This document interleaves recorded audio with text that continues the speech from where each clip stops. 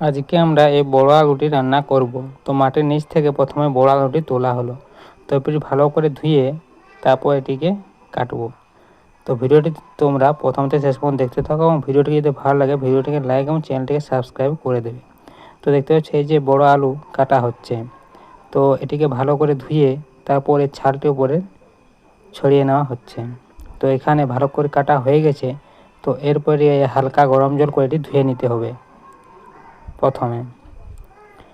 তো ধুয়ে এখানে দেখতে হচ্ছে কত পরিষ্কার করা হয়েছে এবং আলু দেখতে হচ্ছে কত সাদা। তো এরপর এটিকে রান্না করা হবে। তো ভিডিওটি ভালো লাগলে ভিডিওটিকে লাইক করে দেবে। তো এখানে কড়াই নেওয়া হয়ে গেছে এবং কড়াইয়ের মধ্যে সরষের তেল দিয়ে দিলাম।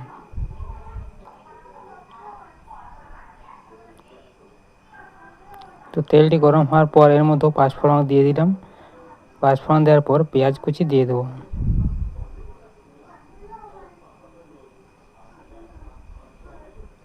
তো পেঁয়াজটিকে লাল লাল করে ভেজে নেব, হালকা লাল করে। তো এখানে দেখতে পেঁয়াজটি ভাজা হয়ে গেছে। তো এরপর যে আলুগুলি ধুয়ে রেখেছিলাম সেটি এর মধ্যে দিয়ে দেবো এবং কিছুক্ষণের জন্য ভাজতে থাকবো।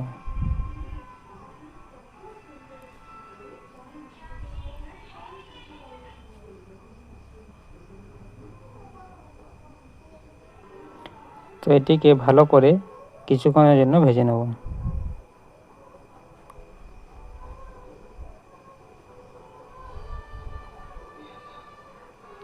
তো এখানে আলুটি ভাজা হয়ে গেছে। এরপর পরিমাণ মতো নুন দিয়ে দেব।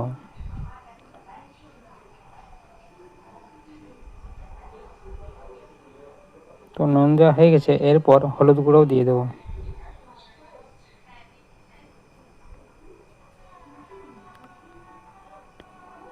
এগুলি ভালো করে মিশিয়ে দেবো।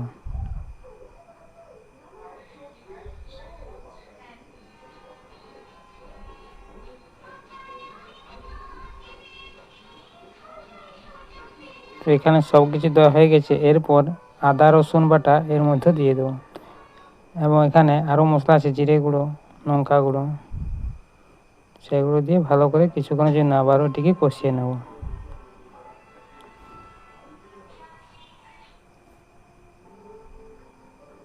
তো এখানে দেখতে হচ্ছে মশলা কষানো হয়ে গেছে। এরপর এটিকে জল দিয়ে ফুটিয়ে নেবো বা সেদ্ধ করবো।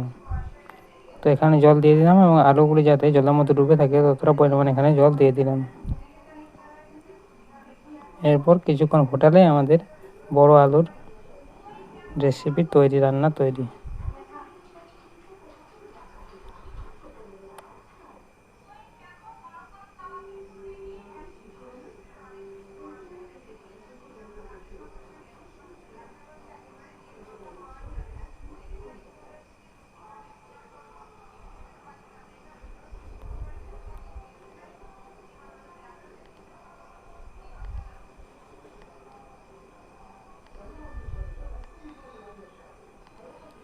তো এই যে এখানে রান্না কমপ্লিট। তো ভিডিওটি ভালো লাগে ভিডিওটিকে লাইক, চ্যানেলটিকে সাবস্ক্রাইব করে দেবে।